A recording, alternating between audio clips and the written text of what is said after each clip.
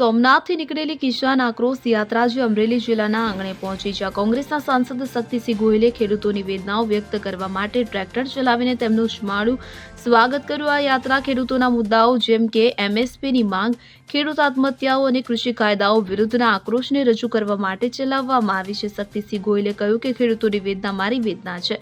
આ ટ્રેક્ટર ચલાવીને હું તેમના સંઘર્ષને જોડાઉં છું। કેન્દ્ર અને રાજ્ય સરકારો ખેડૂતોના મુદ્દાઓને અવગણી રહી છે કે જે અસ્વીકાર્ય છે। તેમની સાથે કોંગ્રેસ નેતા પ્રતાપ દુધાત, જેનીબેન ઠુમ્મર અને પાલ આંબલિયા પણ ટ્રેક્ટર પર સવાર થઈને અમરેલીના રાજમાર્ગો પર નીકળ્યા, જેમણે ખેડૂતો સાથે યાત્રાને આગળ વધારી।